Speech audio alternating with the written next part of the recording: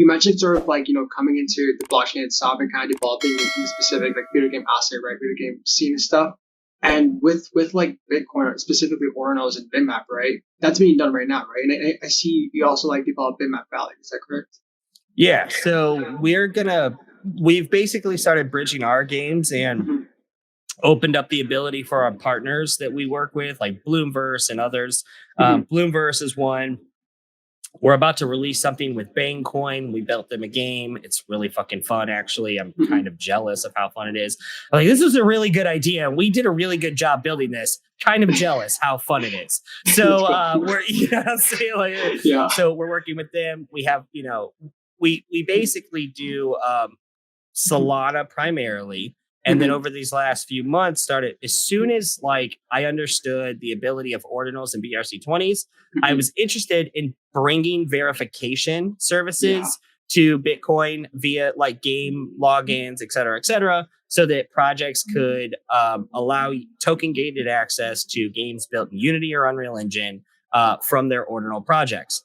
And then me just building a simple little plugin to make it easy to use Xverse and Hero in a game turned into, what the fuck is a bitmap? And that was brought on by 8-Bit, which a lot of people might know as Homie or 8-Bit in the Bitcoin community. He's doing the versions of recursions right now on Gamma. He's a great guy. 8-Bit said, Chris, you gotta, he explained it to me horribly, but said I had to check out bitmaps. But his explanation was absolutely terrible. He knows it too. We've talked about this. But his passion wasn't terrible. And I, kind of brushed it off. Why would I do that? Doesn't make sense. No bullshit. The next day, I'm browsing through Spaces and I see Blockamoto, Blockrunner, Hustle, and a couple other guys in a bitmap room answering questions. There's like 100 something people in there. And I said, okay, I've known 8-Bit for a while, before he was 8-Bit, when he was Homie, before that account got locked.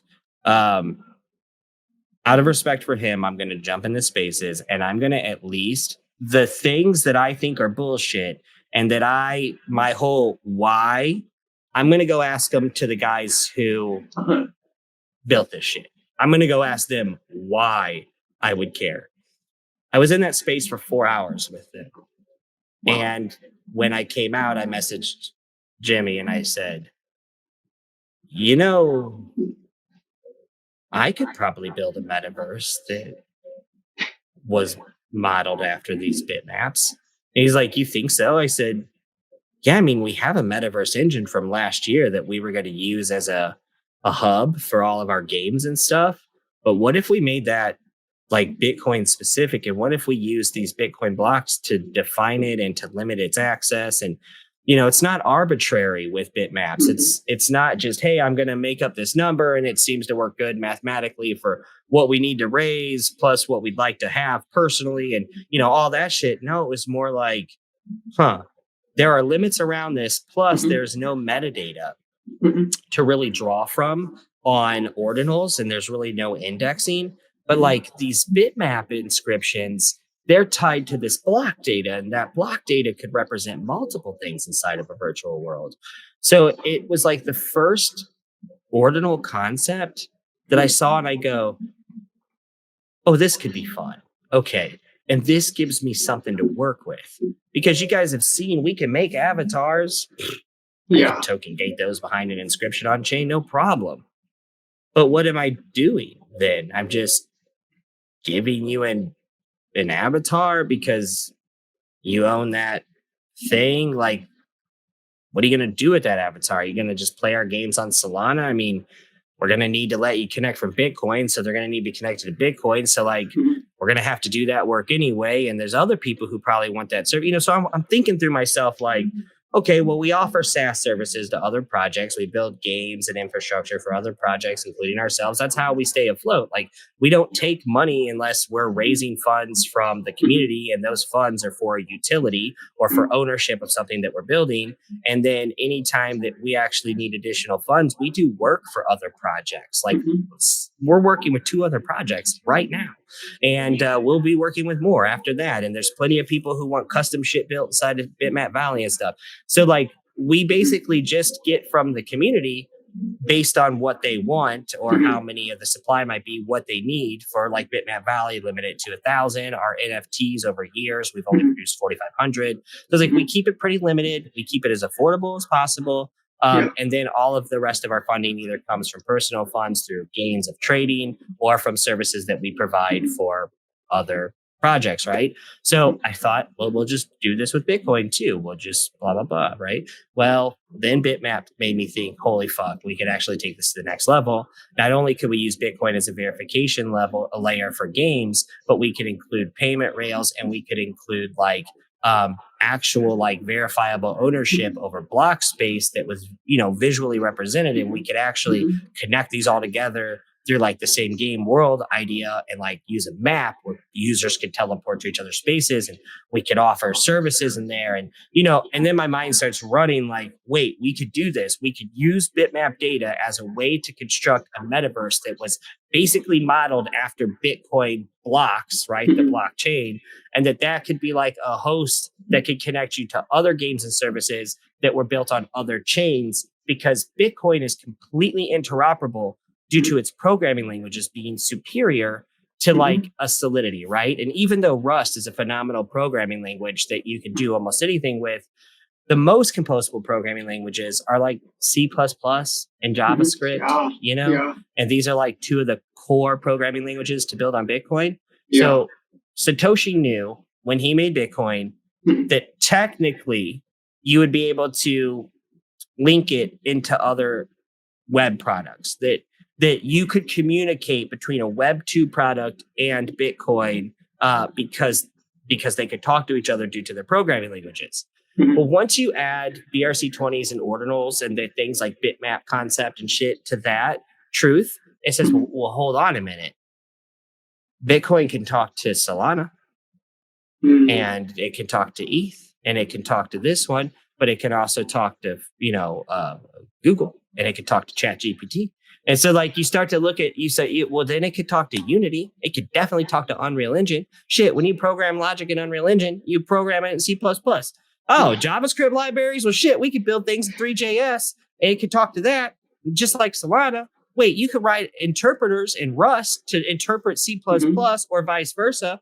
So it's like I started to realize, holy shit, we use Bitcoin as a verification layer, but also as this interoperability layer that allows you to basically build products that touch Bitcoin without slowing it down due to its lack of scalability. And obviously with recursions, there's going to be more things we can do fully on chain. But even with layer 2 solutions or using Solana as the backbone of certain things, we could perform like on-chain tournaments using the Solana tournament contracts and then copy all that data to an ordinal on Bitcoin and handle all the settlements through the game engine with a back-end swap, so that people who played with Phantom Wallet get paid in Solana or Bonk, where people who played with ETH get paid in, USDT, and people who played on Bitcoin get Satoshis. So like we could do an insane amount of stuff making the game engine the smart contract. Let it have the communication between Bitcoin and ETH, and which we don't even build on ETH yet. We can, and we're about to add MetaMask because we're going to start building utilities toward base chain.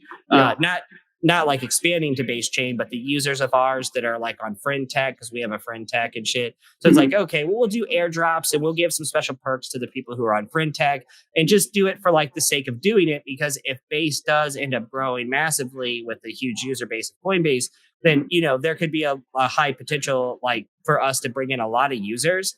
And you guys want that because those users become like your customers and your patrons because they're visiting your virtual spaces, or they're participating in a game that you earn tokens in or that you have NFTs in. So they're pumping your bags. Like you want people to come to us from other chains, and you want us to reach out as far as possible so that the barrier to entry isn't what wallet you have. It's whether or not you want to be part of this multi-chain community, So we're really focusing on Bitcoin and bitmaps as like this grand way to show the world that cooler things can exist, and using Bitcoin almost like a fuck you, saying like, dude, we can do anything on any chain, and we believe that Bitcoin, my name is Bitcoin is king, for fuck's sake. So you know what I'm saying? Yeah. So like, I believe it. I believe in it more than I believe in, dude, I believe in Bitcoin more than I believe you're a real person. Okay. And I'm having a conversation with you right now. You know what I'm saying? Like, yeah, I believe in 100%. Bitcoin more than I believe in Bitcoin that much, right?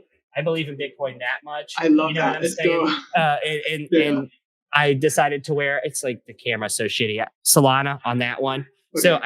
I have Solana on this wrist, Bitcoin on this wrist, and Uh-huh. I did them at the same time. Bitcoin on my right hand, strength to bend without breaking, Bitcoin, intelligence, understand and absorb the world around you, Solana. Solana. So Nice. basically, the first two tattoos I got when I was 18, the Mhm. Bitcoin and Solana tattoos I got when I was in my 30s. So that far apart, I kept them, I did what I did. And I Mhm. believe in this because when I go to like in real life events, shady. Look, I look like I'm on drugs when I come into. Look at that. It's Because I fine. turned off. I have like these, you know how it is. I've got lighting Yeah. everywhere, Uh-huh. and that one's off, and I catching shadows. I'm like, man, I look bad on the shadows. But No, my I feel you, dedication Chris. here, I Yeah. go to a lot of real life events. Mhm. And there's a lot of times people ask me, you really believe in that shit? Or what makes you different than other founders? Because I really live this shit, dude. Mhm. Like I Yeah. really live this shit. Like I tattooed it on my fucking body so that there is no question about my amount of dedication to this. You think I'm afraid to walk into a room of motherfuckers and tell them about blockchain? I don't care if they believe in it or not. I will make every last motherfucker in that room feel stupid if they don't want to hear me. Like Mhm. I have so much knowledge and experience and personal things that Mhm. I can share and show to people that I will wear these things as my call to action to Mhm. prove how I am permanent in this space, how I will never, ever not be here. Unless the government really comes down and we're all a bunch of security fraudsters and I gotta fucking do some time or something, I'll be TikToking you motherfuckers from jail. I promise. You Free know what I'm Ross. saying?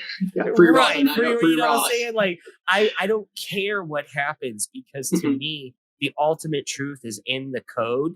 And the Mhm. one thing in my life that you can never take from me, no matter what, and it is mine permanently, are the words that I memorized in my mind. You can Mhm. never take those from me. So that kind of power transcends all Mhm. rules and all authority. Bitcoin is the greatest authority. Mhm. Okay, let's bring fun to Bitcoin. 100%. I agree with everything you said. You mentioned so many things there, and I think one of the things I wanted to point out, Chris, is also like right now, especially early on, like one thing that's lacking sort of the education part of stuff like this, right? And there's a reason why I dedicate kind of the most recent videos to kind of educate people on different aspects of Ordinals, Bitcoin, and so forth. With the last being recursions. And I know you mentioned recursions, right? There's this Twitter user. I'm not sure if you know him. It's Bubbleton. He was able Yeah. to, yeah. So you know where I'm going. He was able to inscribe React.js onto Satoshi.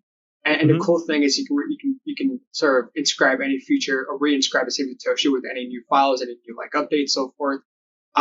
Where do you see that going, and how do you see those reinscriptions fitting in with like Bitmap Valley or like a future like Unreal Engine where people sort of inscribe that stuff into a Satoshi?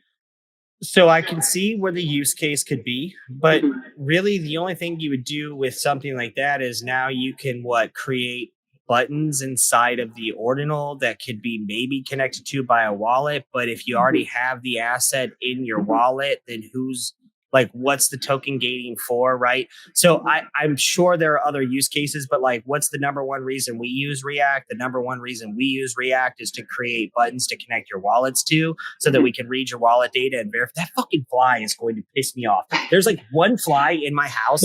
It's been hot and cold, and we got like those we got things that like basically run the flies out because we usually Yeah. have some coming in the garage. That's where I Uh-huh. smoke at and shit. Bro, I have Hey, not hey, seen flies and I don't know how long. And there's this one motherfucker. He's tempting me. He's bro, probably like on the last one standing. Chris, it might be the government spying on you, Chris. It's a fly. Yeah, no shit. But like when I see that, I think, dude, this is really cool, and it starts to open up potentials. But I don't know what their thought process is on that. I get more pumped about having 3JS libraries and stuff like that inscribed Mhm. on chain. Yeah. However, again, I don't know why it's necessary because these sources do exist on databases online that are permanent anyway. So, like, Mhm. who are you relying on for the updates to React and for Mhm. the updates to JavaScript and Mhm. 3JS and shit like that? You're relying on Java to fucking put them out. Okay, so and I'm not saying they shouldn't do this. I'm sure there will be a use case, or maybe it's a Mhm. preventative measure in the future so that they can't take these things away from us. But Mhm. my thought is, I don't know why I need to Mhm. call to them from on chain other than it's badass, right? Like it's Yeah. badass. That I get, but I don't know why I need to do that. So for us, it would never be a focus point. But because others are doing it, when it's flushed out enough to be, see, like when you're building, it's okay to experiment and learn from your mistakes and create new ones. But when you're acquiring users in games, and we fucked this up before, we learned, you need to make sure that the product you have is satisfactory, because at the end of the day, they care more about what's in it for them than the technology. And even though that's changing a little bit, the tech is cool as fuck. And that's our hill that we die on, is we build cool ass tech for Web3. Yeah. We're like the most Web3 fucking company when it comes to gaming, actually, I feel like. But, you know, that only goes as far as the attention span or the quid pro quo between you and the user. So if I can inscribe things on chain that call these libraries off chain, and those libraries always exist, and then I can reinscribe the call to those libraries, well, that starts to make a little bit of sense, because then maybe one token is an easier way to call because I'm calling the entire library from this one inscription. It starts to make sense to me. But then I start to ask these people, okay, you're putting 2D little things with pixels that move around, and you're building things that mimic a 3D environment, but you're not actually building a game with logic that has actionable, like, that has actionable playability. Like, it's not scalable. It's not interactive. It can't be built on, So for me, it almost seems like I like what Jimmy's doing, 8-bit. And I know Boppleton's helped him a fuck ton. So like they're working a lot together is the way I think it's Boppleton. I forget. I think it's Boppleton, but he's starting to get tighter with the OCM guys.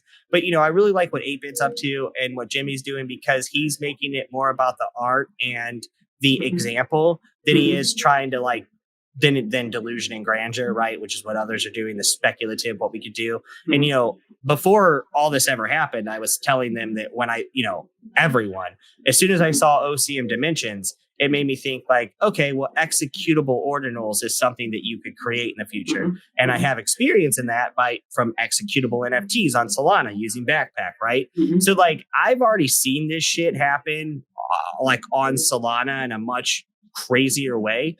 And I'm starting to look at, and for months now, again, the moment OCM Dimensions launched, I said, oh shit, we could probably make executable ordinals. That makes a lot of sense. We could probably put 3D games made in 3JS on chain.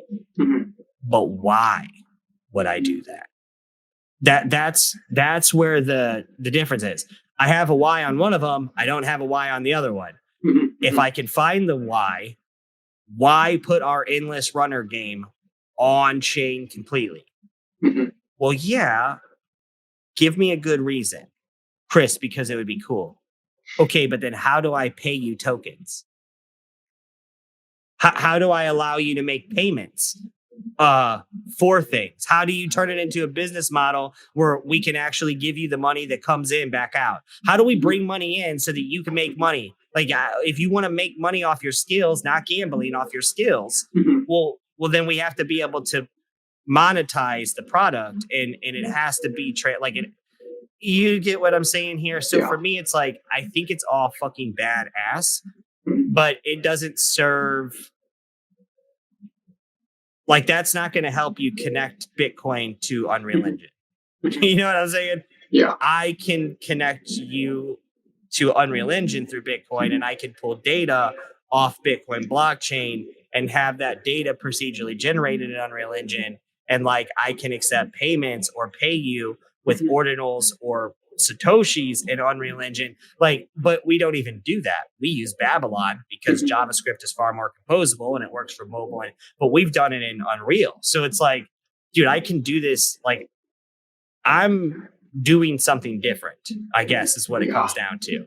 Like, I understand why people are doing what they're doing. And I think it's fucking badass. And I would definitely love to put some game loops on chain and then bring those game loops into Bitmap Valley as arcade games, and then make those immutable scores and immutable leaderboards on chain, where then people could basically have competitions like PvP style where they gamble against each other. But how are you going to gamble against each other if everything's on chain? You need a centerpiece. You need like a social hub that is connected to all these different blockchains that can basically act as a middleman to allow all these players to communicate and come together and like basically participate in events on different chains, all from one centralized place. And that word centralized looks really ugly, but you're the owner of the access. You're the owner of the space. It's all procedurally generated using these libraries based on this data. You want us to put our libraries on chain? Yeah, okay, give us some time, fuckface. Like, we're doing more than anyone else. So fuck you. Like, we'll get there. You know, like we will get to the point where the stuff that needs to be on chain will be on chain. But in the short term, we're actually going to use Bitcoin as a verification layer and a way to provide opportunity to ordinals that has never existed yet. And we're going to do that by bridging multiple chains into Bitcoin's like ecosystem essentially and say, hey, it doesn't matter where you're from. Come check out this place. Oh, yeah. And when you get here, you can go back out. So like you come to us to learn about bitmaps and Bitcoin, and you participate in these lands that are owned by Bitcoin users and tokens that are created by Bitcoin holders, but you can also exchange with them or participate with them from the Solana blockchain or from the Ethereum blockchain or the base chain or whatever chains we decide, because we can literally use any chain. Like our API is so robust that we're able to basically plug any wallet connector into our API and use React to create a button for it. And now our game connects to all these, I mean, every single chain, but we don't need to because we're not interested in all those chains. We're not interested in XRP. We're not interested in Cardano. We're none of that, dude. Not even really interested in ETH. Kind of interested in Base. So it's like, okay, well, now that Base exists, sure, we'll build MetaMask integration. But until Base existed, I was not planning on MetaMask. I don't care about ETH or BNB. Fuck them, dude. I care about Solana, right? So it's like, at the end of the day, Solana and Bitcoin, they're tattooed on my body. These are the things I love the most. Bitcoin has been the biggest part of my life. Solana has been part of my life for 2 years. Bitcoin's been a part of my life since 2014. I failed miserably. I have now started to find my definition of success. If I had not built this NFT project, I would be on my way to being retired. But the fact of the matter is, I don't care as much about that as I care about bringing value. And this is like the corniest shit, but I've had some time to reflect personally recently. Yeah. And I think I just like to make things better. Like anytime I see someone having a problem in real life or not, or anytime I get tasked with I got to do this for the kids, or my mom needs help with something, so I need to go help them. Brother, I'm like, number one motherfucker who wants to try and do it the best and make it as easy on you and wants to like make it to where the next time you're in this situation, it doesn't suck as much. And I'm sorry, even though I have nothing to do with it. I'm not even related. I see someone on the side of the road and I think, oh, you should probably just help them, dude. Like, don't be a pussy. You know what I mean? Like, I can't help it, dude. When I see things that I think me interacting with can be better, I feel compelled. And so for me, it's almost like this whole experience has been my way of not only trying to, I guess, find my own path in the space after the experience that was failed, but now it's like, I just want to make things better that people like. So when I see people like ordinals and they like Bitmap, I think, what's the best thing I could create that could give them the best experience that I could maybe do faster than other people? And whether it lives forever or it's a short-lived thing, I don't know. I don't care. I care that right now I can make this better and I can set an example to where other motherfuckers have to try hard enough to do at least as good as me or better, or else they don't get the chance to fuck anyone over. And that's like, all I'm here to do is just try to stop people from taking advantage of each other. And if I can be the interceptor to say, look, you want to spend your money on some shit? Let me actually give you something fun. Let me actually build you something that works. Let me actually deliver a product, because like, you're spending money on shit and it may almost always you're getting lied to. Like you're 100%. getting Especially in Web3